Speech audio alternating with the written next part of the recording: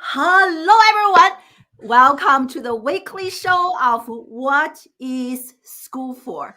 My name is Dr. I. I'm the CEO of Classroom Without Walls and the host of this weekly live streaming show. On this show, I interview education professionals, teachers, students, entrepreneurs, dropouts to come here to discuss, debate, and disrupt education so that we can future proof the next generation. And today I'm super excited, if you couldn't tell from my face, to interview Corey Nicholson on the show to talk about, as you can see on the title, from cooking French fries at McDonald's to running his 500K plus brand. Wow! If this is not amazing, what is amazing? As a professor dropout, I love stories of other dropouts. So today, we're really going to dive into Corey's journey and learn about how he kind of make it from cooking French fries to where he is today. And as a 20 years old college dropout, we're also going to talk about his perspective on education and also give, I know that I have lots of parents watching the show, and from his perspective to give parents some advice in terms of parenting. And as always, we're live on all the social media channels. You can also catch us live on Amazon Live. Just enter Classroom Without Walls .live and you can join us live on Amazon Live. And a big shout out to StreamYard for being a sponsor of Classroom Without Walls. And StreamYard is my favorite third-party tools to go live on social media. So check them out in the comment section. There's a code for you to check out StreamYard for free for 2 weeks. Without any further ado, Corey, welcome to the show. Thank you so much for having me. Thank you. Yes, I'm so excited. I'm so inspired by your story and journey. So let's get started. As I introduced you earlier, and you used to make French fries. I love French fries. You used to make French fries from McDonald's. And now you are the co-founder of an amazing e-commerce brand. I was just watching the videos on TikTok. I was like, I want that. That looks really good. And so you run a very successful company. So share your story with us.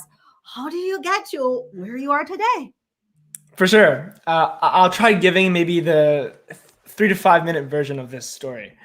So it all goes back to what I was just talking to you about before we went live.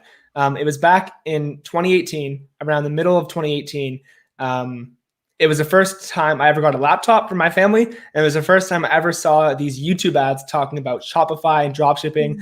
And for almost anyone being able to have the ability to take products from different sources around the world, put them on Shopify store, and then run Facebook ads. And that was really intriguing to me. I was in high school, and as mentioned, I was interested in two different career paths at the time. I was either going to be some kind of engineer, maybe a software engineer. That was the main thing I was focusing on, or I was going to go the business route. And somewhere in that grade 11 year, I switched from all my physics classes and everything to business. And I never looked back. And I was really happy about that choice I made. I realized that it felt a lot more natural to me to participate in business stuff. And so when I saw this YouTube ad talking about how you could do this with minimal downside, I couldn't at least help myself but to try. So I had my first laptop. I took maybe a couple courses online that were free, just on YouTube. And then I jumped right in and started building my first Shopify stores and running some Facebook ads and learning all the ins and outs. And I did that for a good maybe 2 years, a little bit over that, until I actually started this brand, Peachy Shapewear.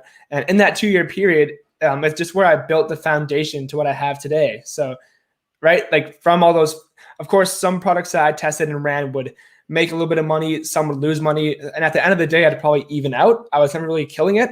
I just kept going down that rabbit hole. And eventually that led to me quitting my job at McDonald's. I still wasn't very successful at the time. Like there wasn't much momentum going on, but I decided that if I wanted to do this and succeed, I needed more time and I need to commit. So I dropped out. So I quit the job. And then during that summer, going into first year, I was very skeptical about if I was going to stay or not. I didn't have the best gut feeling going in, but I wanted to try it and not shut it down right away. And so I did that. I did exactly that. But within the first maybe 4 or 5 days, while trying to remain unbiased, I still decided that it wasn't the best to stay. I communicated very clearly with my parents and kind of showed them a mental plan of what I had planned, of what I was going to do. And from there, I was able to drop out and just pursue this full time. And about a year after that, maybe a little bit less, my partner and I started this brand, Peachy Shapewear, which has now been my full-time gig for the past year or so. Yeah, wow. I have so many questions to follow up. This is such an incredible story.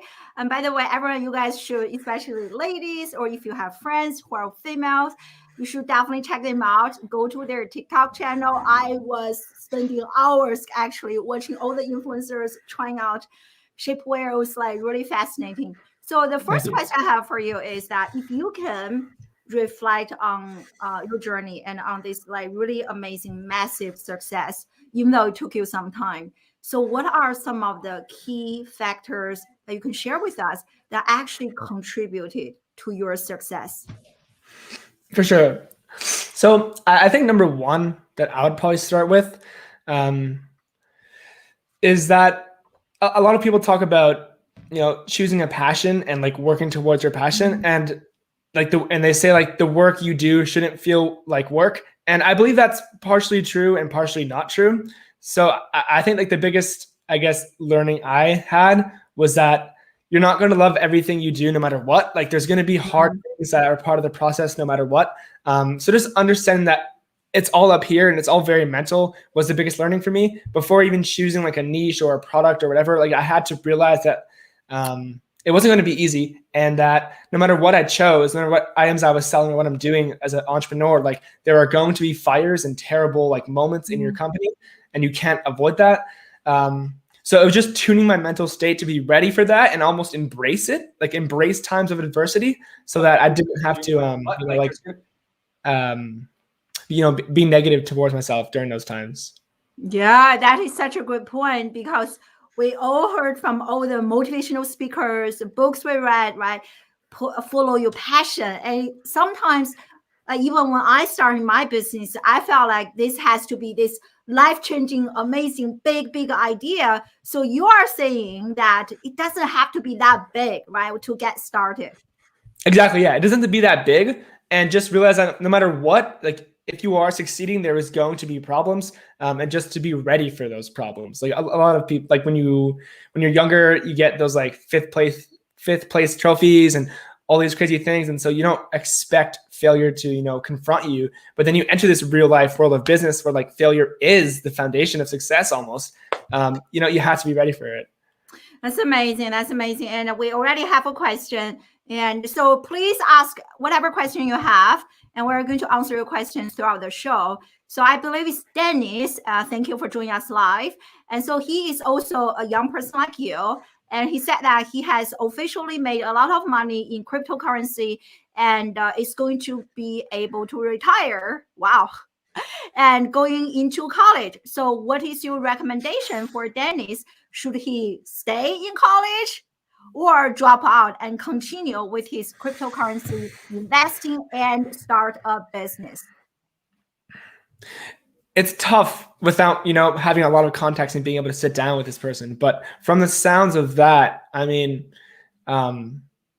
there's nothing wrong with going to college and learning. I think it would really just depend on what he's going there for. If you're going for business, maybe it's better to have a conversation with yourself and really think it through if it's worth going. If it's for something else, like where you kind of need to go, maybe you want to be a doctor or a software engineer and you have to go to school, then I recommend going. But if you're going for business, I would sit down and really think, okay, I've already made X returns with all my crypto stuff. Can I take that money and probably spin something else up and do an NFT drop or an e-commerce brand or something else? Because you can always go to school later on as well. Exactly. That's kind of what I was thinking. Like people have this perception that you spend the first 20 years in school and that's it. By the time you stop schooling and education is over. And as we say at Classroom Without Walls, the best education actually happens outside the classroom. So if I were you, Dennis, I would definitely take a break right? You already made money, and why not starting a business? And you can learn, which I'm going to ask Corey later, like the skills he has learned from school learning versus outside school learning, and do that.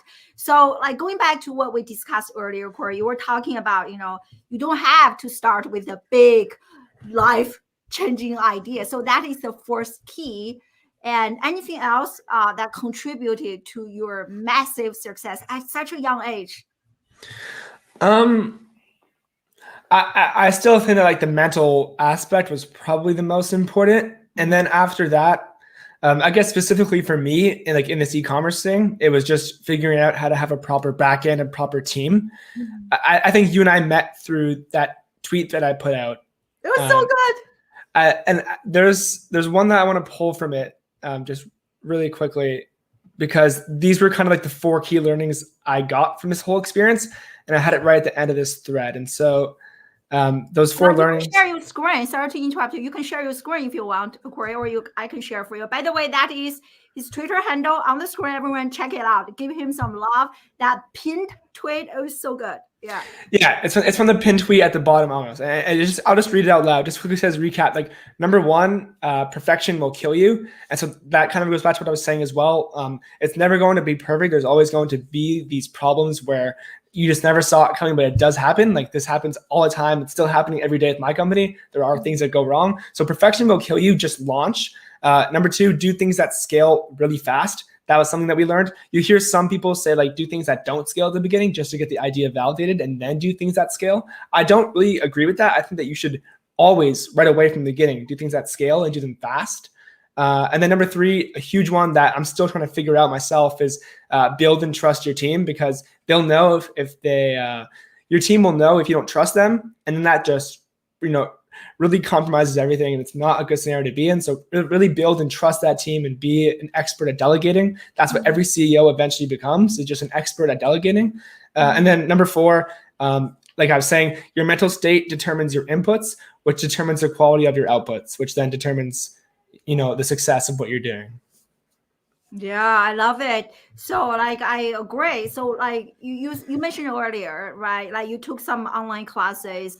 And so what are some of the online classes that you took that really helped you the most, give you a leg up? So when I first started, these were just random YouTube ones being taught by people closer to my age that just happened to know more about Shopify at the time than me. And you can find those on YouTube just by like searching Shopify course or whatnot. But then there were some more specific ones I took on Udemy. One of them was an accounting course, an accounting and financial, some kind of an accounting course taught by someone who worked at like JP Morgan, had a great background as well, and then taught this through there. And that's where I kind of learned the basics of, like the balance sheet, income statement, all those important sheets, just to, because that is the language of business. I've learned that now. And one of the most important things is having those books set and in place. And so I knew that I had to figure that out at some point. So I think Udemy and Skillshare are 2 great websites that have all kinds That's of amazing. courses. Like, how much did you pay? I purchase courses from Udemy all the time. How much did you pay for each course? I think for Udemy, it was around $100 or so for a few courses each. So maybe like $300, $400, and then Skillshare and another like $200, I think, on there. Yeah, so maybe like if you add everything up, it's like at most $1,000 compared to going to college. That is really a fraction of the cost, right? Exactly. Yeah. So share with us, how did you find your business partner?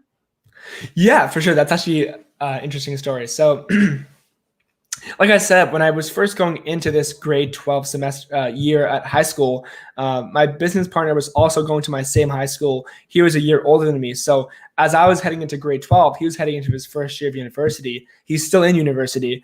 And he started this e-commerce stuff a few months before me. And he was probably one of the first people to get me actually like interested in it.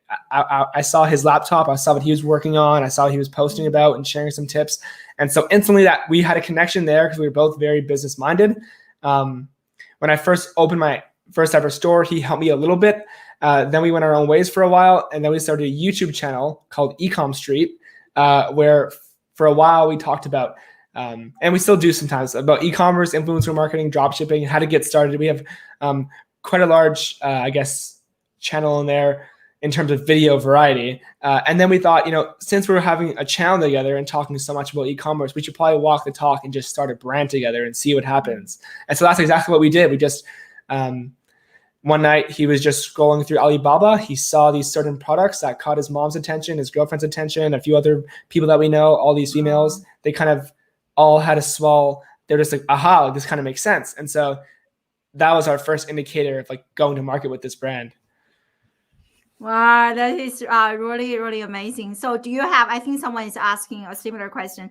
How did you find the right team? So from this one person as your co-founder, do you have a bigger team now? So how did you slowly from like that one person team to like, I don't know how large your team is. Do you mind sharing? Yeah, for sure. So for this specific brand, we work with some agencies and then we have some employees.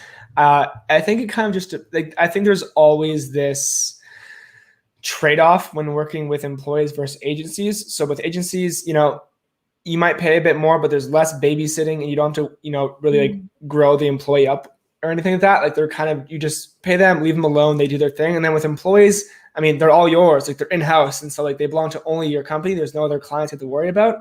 But there might be those room for error, et cetera. And of course there's errors to be made from them both. But we have one employee who is a virtual assistant from the Philippines who handles our customer support.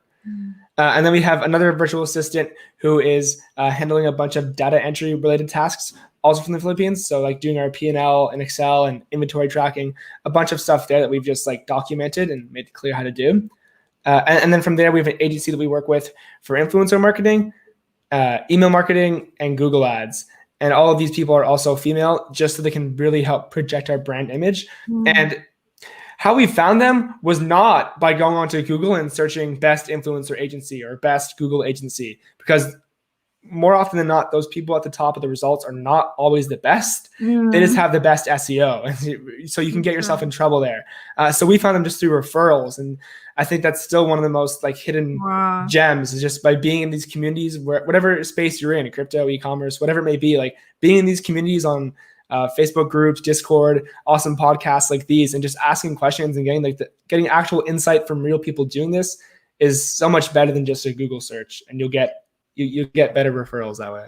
Wow, that is so encouraging, because oftentimes, because I work with the young people all the time, when they are starting a business, they will be like, I don't know anyone, nobody's going to say yes to me. So I love how you are having so much success with like building connections with influencers. So maybe you can share some tips with us, like if other people, like we have quite a few young people here, if they are interested in starting like doing influencer marketing, like how do they get that very first one, right? How did you get that very first one? Like, wow, this is amazing. I want to endorse you and support you. The very first one actually ripped us off entirely. Funny story. The first one we ever worked with, we sent her the product. We were so excited. We couldn't wait for her to post.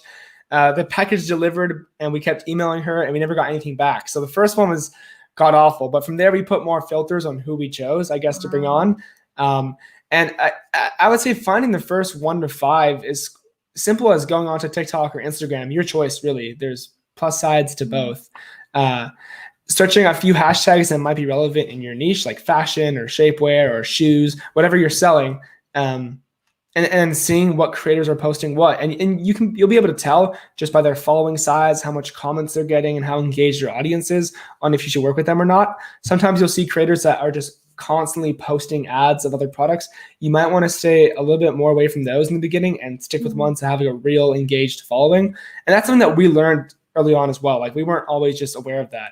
At first, we were just, whatever we saw was the cheapest we would do, but that really compromised quality, and I don't think is the best option, especially anymore, because now influencer marketing is super competitive and it's getting very popular now. And influencers are also hiking their prices up because it's holiday season. It's coming up.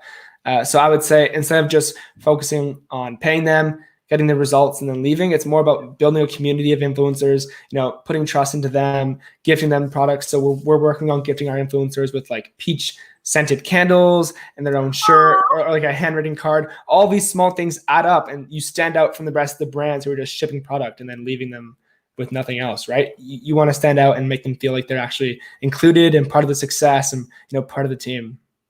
Wow, that's such a great tip. Reminds me of my friends talking about, traditional you have B2B, B2C, and now we're moving to H, which is human to human. I love how you guys are adding this like human touch, like I receive stuff all the time. If I could get a personal touch, they'll be, oh yeah, that is amazing. Yeah. So here earlier we have question from Anish. Thank you for doing us live from Canada. You guys are both in Canada. And so he asked, actually, this is one of my questions as well. So this e-commerce brand is doing so well, really, really good, profiting, things like that. So where do you see yourself in a few years, 3 years, 5 years? And do you see yourself continue to be on this path or, onto something else? It's interesting. I definitely have some ideas. Obviously, I don't know, but I do have some ideas.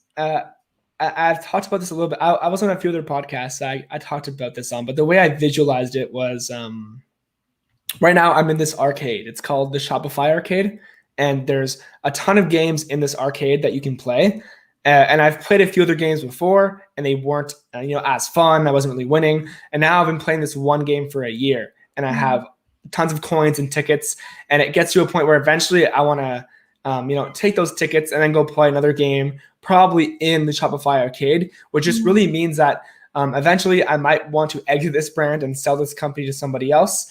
And then with those earnings, go and start a Shopify store or a new D2C brand, I guess, in something that I'm just a little bit more passionate about instead of the woman shapewear. I think me and my partner are both aligned on that, and we have the goal of starting other D2C brands in the next few years. If it wasn't that, it'd be hard for me to, I guess, figure it out. But I think D2C e-commerce is definitely the new wave, and we're seeing this happen a bit with retail and people pivoting. So I'd rather take that route and start a new D2C e-commerce brand and just start from the bottom again and make my way up, or start a software company, which I think would require me to learn a bit more about software. It's amazing. I love how, going back to education, most students are just taking classes, but you are taking this, you are in the field, learning, practicing, and realizing, oh, wow, I want to do that. I may need more knowledge and go back, kind of what Dennis was asking earlier. You can still go back to school or just taking classes from online, different schools, and learn and continue to improve your craft. I think that is more enjoyable than going to school, accumulating so much knowledge. You don't even know if you're going to use any of them in the future or not. And this is a much better, I think, option to most people. I agree. Yeah, great. So here you kind of mentioned this. We have so many people from Canada. So thank you for joining us live, Paul. And so here is, I watch YouTube videos all the time. Everyone is talking about how to become a millionaire, 6-7 figure overnight. So I think this is a similar question, right? Like everyone is trying to get rich quick, become a 6-figure entrepreneur overnight. And you spent actually quite a few years on this journey. So like maybe you can speak to that, right? Like there's this, people are becoming very impatient, overnight success. Do you believe in that? You see it happen sometimes. Like it definitely does not exist at all. Like you see it happen sometimes with that one person. Like of course the easiest example is like the lottery, but then there are other people who might be getting lucky with some kind of investment they made on a stock or an NFT. It's really crazy right now. But ultimately, no, it does not exist. It does not really intertwine with the long term and longevity. So you shouldn't really have an interest in it because that's the whole idea here, is something that you can get long term and play long term, no matter what. Really, that's what you'll learn. Even if you play the short term game and win, it feels great, but you'll understand that no matter how much you win the short term, like you want to win the long term, and you kind of just like force yourself to adapt. So getting rich quick, it can happen, but most likely will not to a lot of people. To be really careful about that. And if it sounds too good to be true, like you're talking to someone and they're saying, oh, like it's all set up, you're going to do this. If it sounds too good to be true, then it definitely is. I would stay away from it and realize that whatever timeline they're saying, just like 10x it. So if they said that you're going to get rich in 2 months, like turn that into 2 years or whatever it may be. Like it's not going to be as good as people put it. I so agree. I so agree. Now when I purchase programs from online teachers, entrepreneurs, and if this person is promising me, in 5 weeks you are going to see this, and that, like, yeah, probably scam. Yeah. So speaking of which, and can you share with us what are some like challenges? I'm sure it is not easy for you, right? You made it sound so easy. Oh wow, we just crossed 5K. 500K, I'm sure it is not so easy. So, what are some roadblocks and challenges that you have encountered on this journey as a college dropout to start this business from scratch? And how did you overcome those roadblocks and challenges? For sure. This advice is going to be really specific to DTC e-commerce, which is fine because that's what I'm doing. But just putting that out there. And so, for sure, the biggest roadblock we had early on, we begun to scale, and then in March of this year, we had a tremendous month. We hit record numbers, and everything was amazing. And we were excited to continue that in April. And then around 700 packages went missing, and customers were emailing our team like crazy, and we didn't know what was going on. And Facebook was like saying, "Hey, what are you guys doing? Like, what's the problem here?" And it's not that we got scammed by our suppliers at all, but for somehow, I'm not sure what happened. It's, I guess, childish to go back and ponder about it, but like somehow 700 packages went missing, and we had to fix the problem. There was a lot of people emailing us, and so instantly we. Before we did anything, we actually had like a 12-minute meeting, just me, my partner, and my main customer support rep, and we figured out, okay, like if customer has this problem, do this, and we kind of had that procedure for a few different scenarios, and instantly tackled the plan before anything. So we cut down on the marketing spend, we cut down on everything else that we were doing, and just focused on solving that problem, which in reality took around 2.5 months to solve.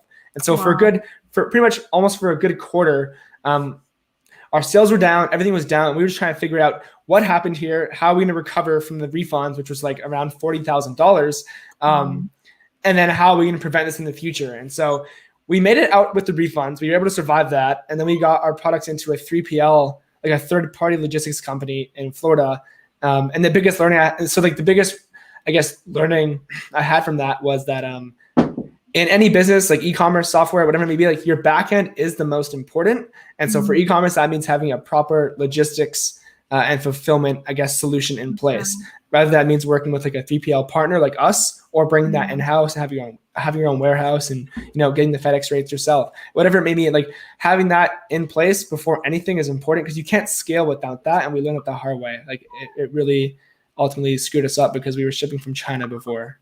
Yeah, and then like there's COVID, everything I'm sure is delayed. I have heard similar stories. I love how you guys, just like problem solved on this, like started to react really fast, solving the problems. So kind of follow up on this, right? And you spend quite a number of years inside school and a number of years running your own business, a very successful business.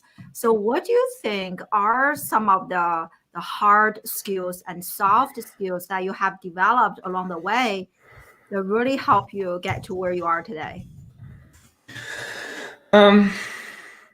So I think I think these are hard skills. Remind me, but I think the two, I guess, most important hard skills that I got was just being able to write and communicate effectively. I think in any area, like, is that a hard skill in your opinion? I think so. Yeah, communication, writing, right?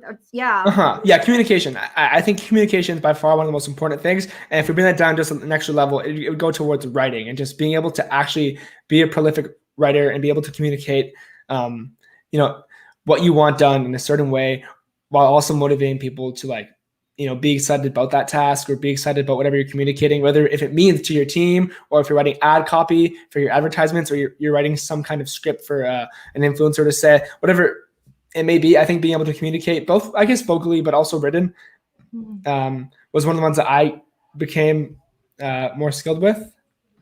Yeah, actually, I took back what I said. I wasn't really thinking, because communication is actually a soft skill. I remember all the studies that I read, like communication. We're talking about the 5C: communication, collaboration, creativity, critical thinking, creative problem solving, which you all have. Those are the skills under soft skill category. But I read a Harvard study. they discover that 85% of a person's career achievement actually comes from soft skills and not so much, I think the technical skills, in my opinion, doing what you do is like kind of setting up Shopify and, the technical side, building a website, things like that.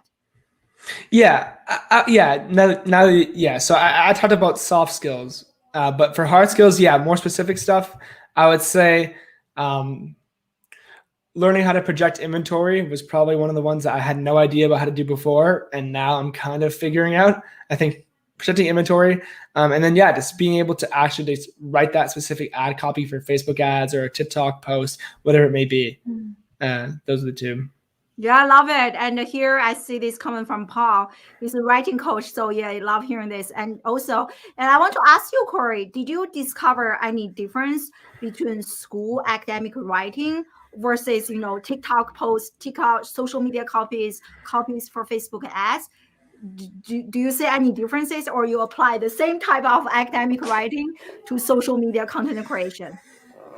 I don't know enough about, I wasn't sufficient enough with what I learned in those 4 days at college to really compare. But in high school, I mean, I think maybe I was undermining English as a subject a little bit in high school.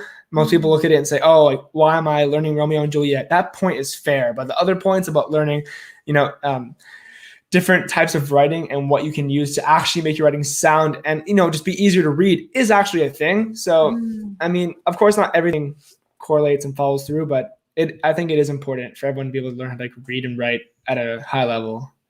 Yeah, I love it. And so here I just saw another question coming up. And would you agree that, hold on, there's like e-commerce about, here I'll ask this. And you need a lot of money to start in e-commerce to get started? This is a great question. I actually didn't talk about it. So me and Anthony started this, my partner Anthony, we started this business with $5,000 of our own money. And the rest of the money was not ours. So whether we made it through profits or we got a bank loan, whatever it was. So we launched with $5,000 about a year ago.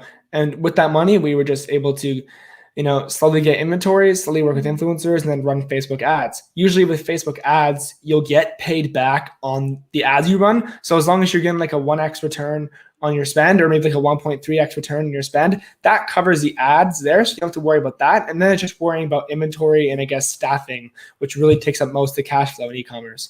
But launching, yes, I think $5,000 to $10,000 is a good amount. Below that, then you're probably going to be compromising your abilities a little bit. And I probably wouldn't recommend starting until you have some more saved up. Yeah, that's right. I mean, I actually just started. So mostly I do online coaching, working with the students, and I just designed a planner.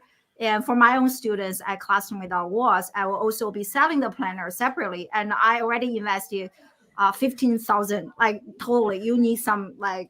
Yeah. I haven't even made a penny yet. Already. Yeah. So I definitely agree. Yeah. So here is another good question. And do you struggle in the beginning with trying to learn your skills that have made you so successful? And I want to elaborate on this a little bit. And because I think learning how to learn is more important than learning the specific knowledge, given that you didn't really go to college, you didn't really go to school.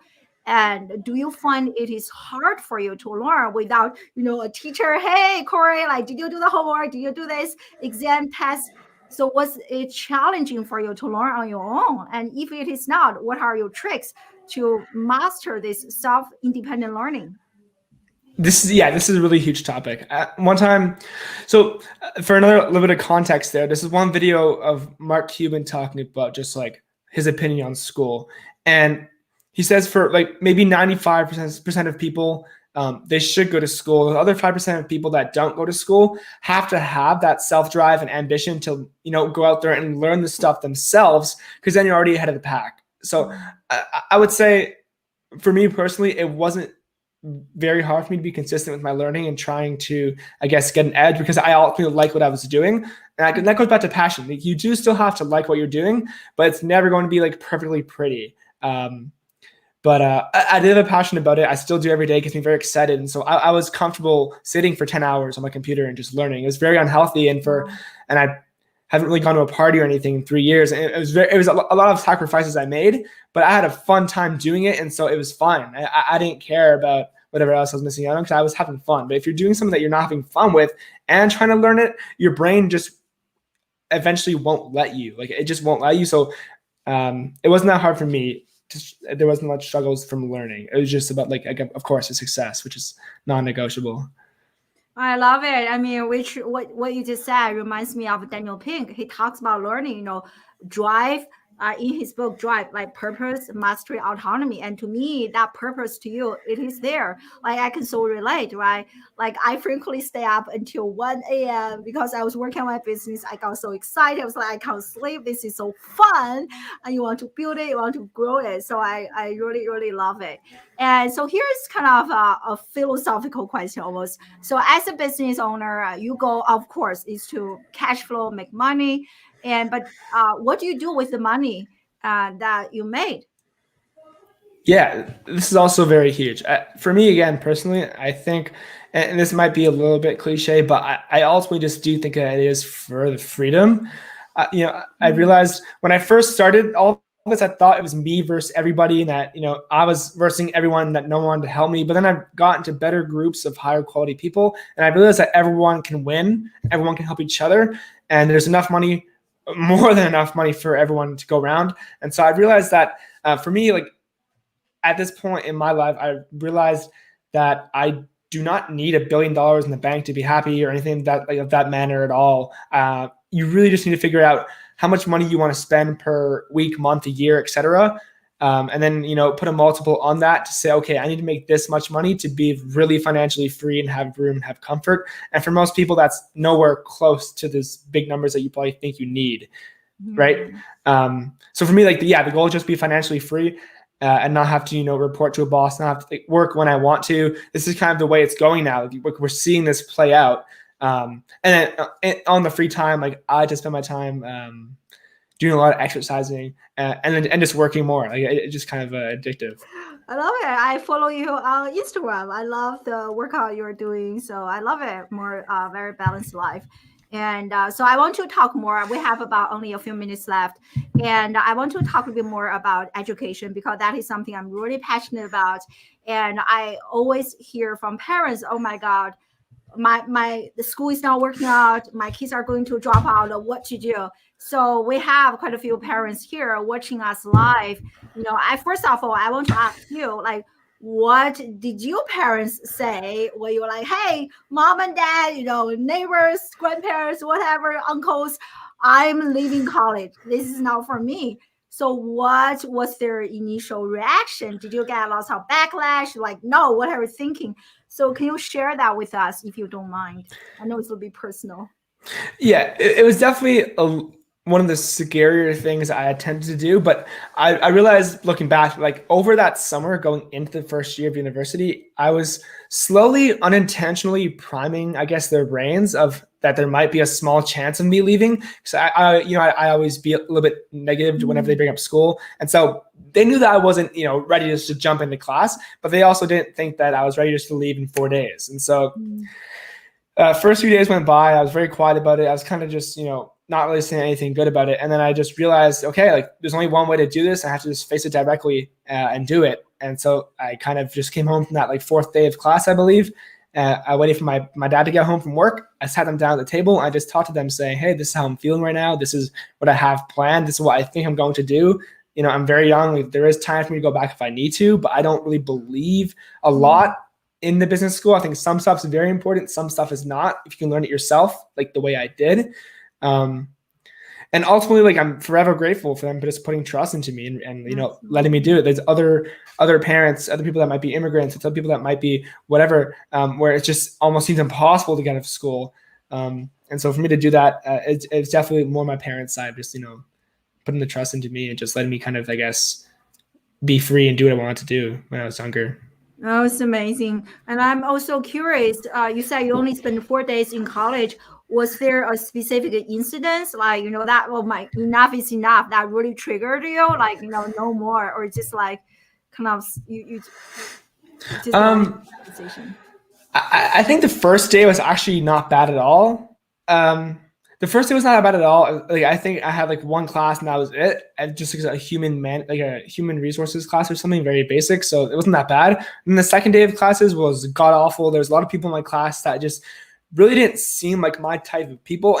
I wasn't even trying to be closed-minded, but I could just tell that there was different levels that we were all aligned on, and I was not in that same playing field. So that kind of really brought me down. The only class I kind of enjoyed was accounting, I think, where the professor said, if you want to get an 80 in this class, you have to aim for 100%, and the whole thing follows, because it's a very hard class. And I realized like that's the one learning I got from, I guess, the whole experience was, okay, like, you know, become familiar with accounting or pay someone else to do it for you, or do both so that you can, you know, be ahead of the pack.